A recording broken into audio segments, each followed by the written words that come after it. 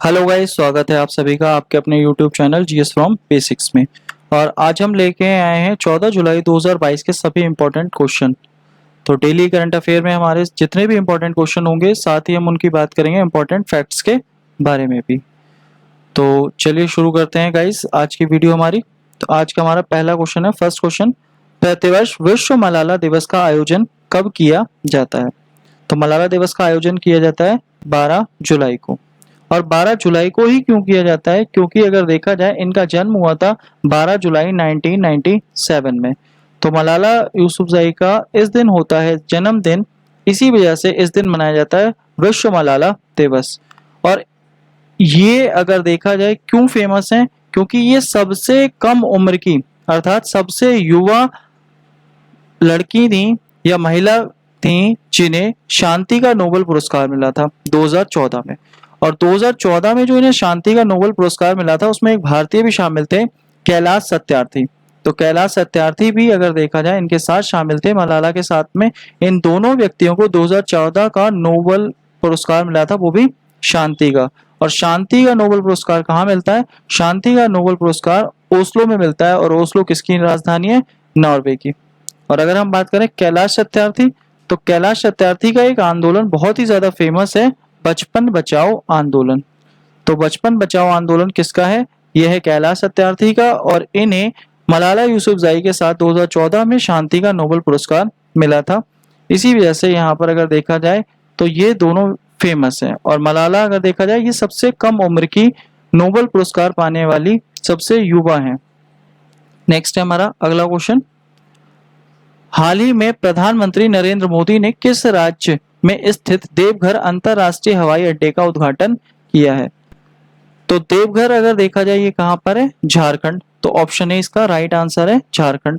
और झारखंड में अगर देखा जाए तो बाबा बैद्यनाथ धाम है, वहां जाने के लिए इस अंतरराष्ट्रीय हवाई अड्डे का अनावरण किया गया है, इसका उद्घाटन किया गया है। क्योंकि ये जो बाबा बैद्यनाथ धाम है ये 12 ज्योतिर्लिंगों में से एक धाम है, इसी वजह से इसको बढ़ावा देने के लिए यानी पर्यटन को डेवलप करने के लिए देवघर में अंतरराष्ट्रीय हवाई अड्डा बनाया गया है। और ये है कहाँ? ये है झारखंड में। और झारखंड में अगर देखा जाए तो झारखंड में क्या फेमस है? झारखंड में एक तो जादू घोड़ा की खान है जो यूरेनियम के लिए फिक्स है। झारखंड की राजधानी कर्क रेखा के समीप स्थित है। और झारखंड का प्रमुख त्योहार कौन सा है? सरहुल त्योहार। तो ये बात भी आपको याद रखनी है। नेक्स्ट है हमारा अगला question, world population prospectus 2022 report के अनुसार भारत किस वर्ष में दुनिया के सबसे अधिक आबादी वाले देश के रूप में चीन से आगे निकलने का अनुमान है? तो वैसे तो भारत का जो अनुमान था वो 2030 तक का था, लेकिन अब जो नई रिपोर्टें आई हैं तो नई रिपोर्टों के अनुसार अगर देखा जाए तो भारत 2023 में चीन से भी आगे निकल जाएगा। और जो भारत है उसकी जनसंख्या विश्व में सबसे ज्यादा हो जाएगी, तो चीन से भी ज्यादा जनसंख्या हो जाएगी। और ये रिपोर्ट अभी हाल ही में आई है, जो हमारा 11 जुलाई को वर्ल्ड पॉपुलेशन डे मनाया जाता है, तो उसी दिन ये रिपोर्ट आई है। और इस रिपोर्ट में ये बताया गया है कि भारत चीन से भी आगे निकलने वाला है जनसंख्या के मामले में। तो ये बात भी हमें ध्यान रखनी है। और 2023 बड़ा ही इंपॉर्टेंट साल है। क्यों है? क्योंकि ये बाजरे का अंतरराष्ट्रीय वर्ष भी है। और हॉकी का वर्ल्ड कप भी होने वाला है हमारे भारत में ही, उड़ीसा में।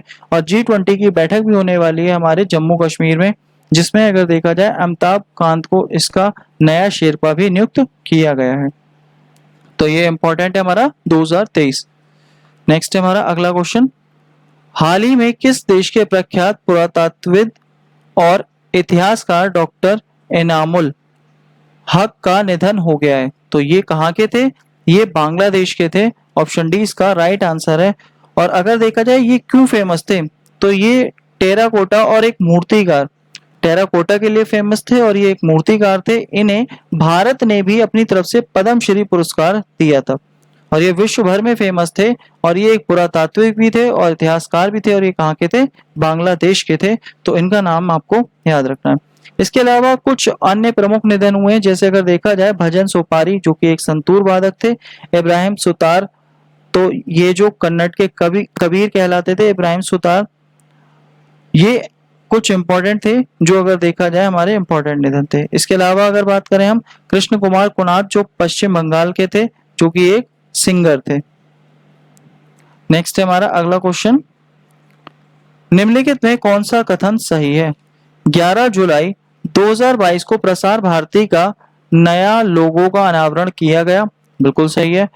प्रसार भारती एक स्वायत्त वैधानिक निकाय है, ये भी सही है। इसका मुख्यालय दिल्ली में है, ये भी सही है। अर्थात ऑप्शन डी हमारा उपयुक्त सभी, सारे आंसर अगर देखा जाए सारे ऑप्शन इसमें क्या है, सही है। और अगर हम बात करें प्रसार भारती की, तो प्रसार भारती की स्थापना की गई थी 1997 में, और इसके अंतर्गत अगर देखा जाए ये दिल्ली में स्थापना हुई। इसमें हमारा दूरदर्शन और ऑल इंडिया रेडियो दोनों ही शामिल है, और वर्तमान में इसके जो सीईओ हैं वो है मयंक अग्रवाल। इसके सीईओ भी आपको याद रखने हैं, मयंक अग्रवाल। नेक्स्ट है हमारा अगला क्वेश्चन, हाल ही में जापान ने किसे order of the rising sun award से सम्मानित किया है? तो ऑर्डर ऑफ द राइजिंग, क्योंकि यहाँ जापान है तो जापान को उगते सूरज का भी देश कहते हैं, इसीलिए ये हमारा पुरस्कार भी एक दे रहा है, order of the rising sun. अब ये मिला किसे है? तो ये ऑप्शन ए है हमारा, नारायण कुमार। नारायण कुमार को मिला है, और ये सन मार्क ग्रुप के हेड है। और नारायण कुमार को इसलिए दिया है जापान ने, ताकि भारत और जापान के संबंधों में क्या हो, सुधार आए और अच्छे मजबूत रिश्ते हो भारत और जापान के। तो ये पुरस्कार दिया गया है order of the rising sun Narayan Kumar को। नेक्स्ट है, हाल ही में खबरों में रहा सिंगलीला नेशनल पार्क किस राज्य में स्थित है? तो सिंगलीला नेशनल पार्क हमारा पश्चिम बंगाल में स्थित है। और ये जो अभी रेड पांडा है, रेड पांडा प्रोजेक्ट शुरू हुआ है, तो रेड पांडा प्रोजेक्ट के लिए बहुत ही ज्यादा फेमस है। और इस प्रोजेक्ट के अंतर्गत होगा क्या? तो रेड पांडा प्रोजेक्ट के अंतर्गत 5 वर्ष के अंदर लगभग 20 से भी ज्यादा पांडा को स्थापित किया जाएगा जंगलों में। तो इसी वजह से ये सिंगलीला नेशनल पार्क में किया जा रहा है, इसी वजह से ये पार्क फेमस है, और ये कहाँ है? पश्चिम बंगाल में है। और अगर हम बात करें रेड पांडा किसका राजकीय पशु है, तो सिक्किम का राजकीय पशु क्या है? रेड पांडा है। ये बात भी आपको याद रखनी है। नेक्स्ट हमारा अगला क्वेश्चन, हाल ही में भगवान देवी डागर ने विश्व मास्टर एथलेटिक्स चैंपियनशिप में 100 मीटर स्प्रिंट में कौन सा पदक जीता है? तो भगवान देवी डागर ये 94 वर्ष की महिला है, जिन्होंने 100 मीटर की रेस में गोल्ड मेडल जीता है। तो ऑप्शन है ये है इसका हमारा स्वर्ण पदक, इन्होंने स्वर्ण पदक जीता है। और ये प्रतियोगिता विश्व मास्टर एथलीट चैंपियन ये कहाँ आयोजित हो रही थी? तो ये फिनलैंड में आयोजित हो रही थी, और यहाँ इन्होंने स्वर्ण पदक जीता है, और ये 94 साल की है। तो एक इन्होंने स्वर्ण पदक जीता है और बाकी 2 ब्रॉन्ज मेडल भी जीते हैं। तो ये 94 साल की है भगवान देवी डागर, और इन्होंने विश्व मास्टर एथलीट्स में कौन सा स्वर्ण पदक जीता है। नेक्स्ट है, विश्व शांति फोरम 2022 का आयोजन निम्नलिखित में से किस देश में किया जाएगा? तो विश्व शांति फोरम 2022 कहाँ आयोजित होगा? ऑप्शन बी हमारा चीन में आयोजित किया जाएगा। तो इसका आंसर होगा ऑप्शन बी, चीन।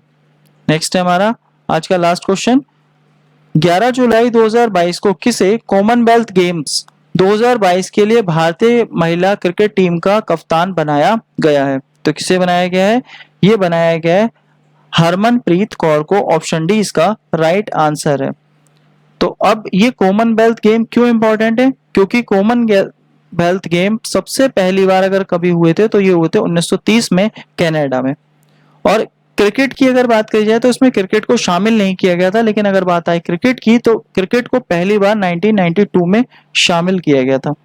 और अब अगर बात आती है तो 2022 में क्रिकेट को भी शामिल किया गया, और इसमें पहली बार भारतीय महिला क्रिकेट टीम भी खेलेगी। तो महिला क्रिकेट टीम की अगर बात आती है तो महिला क्रिकेट टीम भी खेलेगी, इसी वजह से यहाँ इसका कप्तान बनी है हरमनप्रीत कौर, और ये कहाँ खेलेंगी? अब कॉमनवेल्थ गेम में खेलेंगी। तो ये बात भी आपको याद रखनी है। तो ये थे हमारे आज के सभी इंपॉर्टेंट क्वेश्चन।